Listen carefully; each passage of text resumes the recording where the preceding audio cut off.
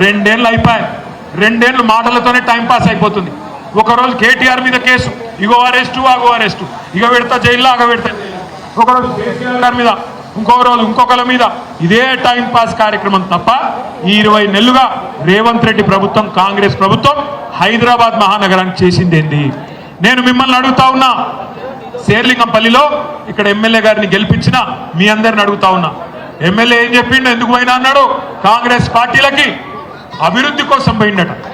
అభివృద్ధి కోసం. ఎవరి అభివృద్ధి కోసం పోయినావు? నీ అభివృద్ధి కోసం పోయినావా? ప్రజల అభివృద్ధి కోసం పోయినావా? ఏం అభివృద్ధి చేసినావు? 20 నెలల పీకింది ఏంది?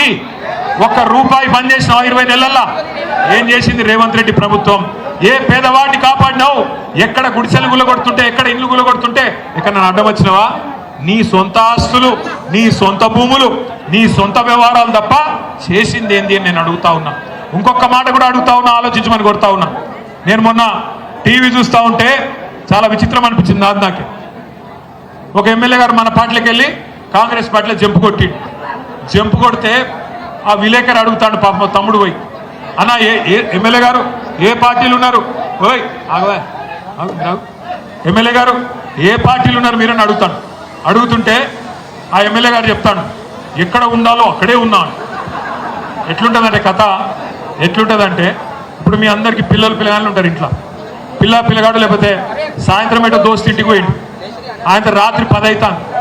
ఫోన్ చేసి కొడుకుకు, అరే ఎక్కడున్నారో ఇంకా రాకపోతే అంటే, నేను ఎక్కడ ఉండాలనో అక్కడే ఉన్నా అన్నాడు అనుకో, మీకు ఏమనిపిస్తుంది? దౌడ మీకు ఒకటి తప్పబుద్ధి కాదు. ఇలా మీ ఎమ్మెల్యే కథ కూడా గట్లేదు, ఎక్కడ ఉండాలో అక్కడే ఉన్నాడు. కాంత అతి తెలివి ఎందుకు? ధైర్యం లేదా? సరిపోతలేదా? ఎందుకు? బై ఎలక్షన్ వస్తుంది, మరి రేపు పార్టీ మారిన పార్టీ ఫిరాయింపు మీద సుప్రీంకోర్టు ఇప్పటికే 4 దొబ్బులు దొబ్బింది. ఎక్కడ బై ఎలక్షన్ వస్తుందని భయమా? మరి నిజంగానే నీ రేవంత్ రెడ్డి పీకి పందిరేస్తే, నిజంగానే నీ కాంగ్రెస్ ప్రభుత్వం చాలా గొప్పగా పనిచేస్తే తెచ్చుకో టికెట్, రా శేర్లింగంపల్లి నియోజకవర్గంలో కొట్లాడు, ఎవరు గెలుస్తారో చూద్దామని చెప్పి నిజంగానే కాంగ్రెస్ ప్రభుత్వం బీఆర్ఎస్ ప్రభుత్వం కంటే గొప్పగా పనిచేస్తే, నిజంగానే నీ 6 గ్యారెంటీలు అమలైపోతే, నిజంగానే మొత్తం సుభిక్షమైపోతే హైదరాబాద్ మహానగరం, పేదలందరూ సంతోషంగా ఉంటే దా తెలుసుకుందాం, దా 10 మందితో రాజీనామా పెట్టి ఎవలేందో దూద్ కా దూద్ పానీ కా పానీ రాజుగా చూసుకుంటే అయిపోతుంది. రేవంత్ రెడ్డి కేసీఆర్ ప్రజలు డిసైడ్ చేస్తారు, అంతేనా? ఒకటి మాత్రం పక్క, తెలంగాణలో సామెత ఉంది, పొట్టోడిని ఎత్తి పొడుగోడు కొడితే పొడుగోడిని ఎత్తి పోషమ్మ కొడుతుంది. పొట్టోడిని ఎత్తి పొడుగోడు కొడితే పొడుగోడిని ఎత్తి పోషమ్మ కొడుతుంది. అంటే దేవుడు ఉంటాడు, చూస్తాడు. ఇట్లా లుచ్చా పనులు చేసే ఏ నాయకుడినైనా బరాబర్ మడత పెట్టి కొట్టే రోజులు తప్పకుండా వస్తాయి. నేను మిమ్మల్ని కోరేది ఒకటే, ఇవాళ మీ ఎమ్మెల్యే పోయినా, మీ ఎమ్మెల్యే పార్టీ మారినా, పార్టీకి ద్రోహం చేసినా, తల్లి పాలు దాగి రొమ్ము గుద్దినా, మీరు మాత్రం ధైర్యంగా నిలబడ్డందుకు గట్టిగా ఒకసారి చప్పట్లతో మన వాళ్ళందరికీ అభినందనలు చెప్పాలని చెప్పి నేను కోరుతా ఉన్నాను. మీ ధైర్యం మామూలు ధైర్యం కాదు. నాకు నమ్మకం ఉంది, ఆనాడు 2014లో మనకు ఎమ్మెల్యే లేడు, కానీ కార్పొరేటర్ ఎలక్షన్లు వస్తే 11 డివిజన్లలో గులాబీ జెండాను ఎగిరేసినాం. రేపు కూడా ఎమ్మెల్యే ఎలక్షన్కి వస్తే సుప్రీంకోర్టు మొట్టికాయలు వేస్తున్నది కాబట్టి, స్పీకర్ గారికి తప్పదు కాబట్టి, ఉప ఎన్నికలు ఎట్లాగ వస్తాయి, 3 నెలల ఎక్కువ రోజులు తప్పించుకోలేరు. ఎందుకంటే ఏదో ఒకటి చెప్పాలి.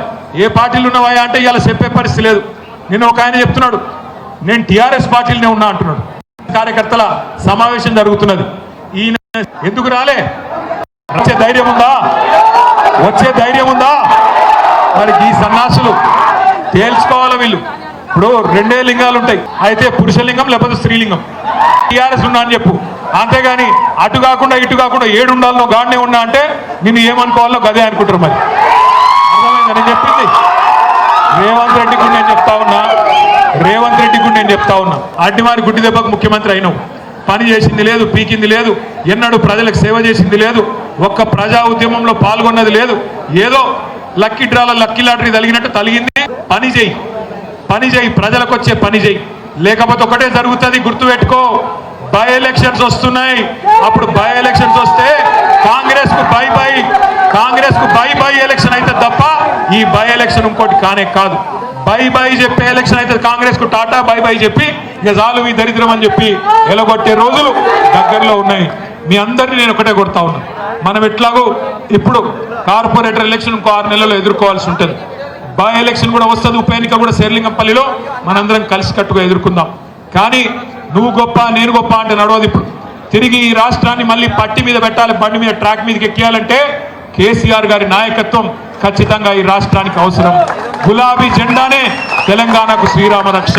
ఎవడెవడో ఏదో మాట్లాడుతుంటాడు, నేను మొన్న చూసిన ఎవడో ఒక సన్నాసి మాట్లాడుతున్నాడు, టీఆర్ఎస్ పోయేటంకి దానిలో కలిసిపోతుందట. మాకేం పిచ్చిలేసింది ఎన్నో కలుపుతందుకు.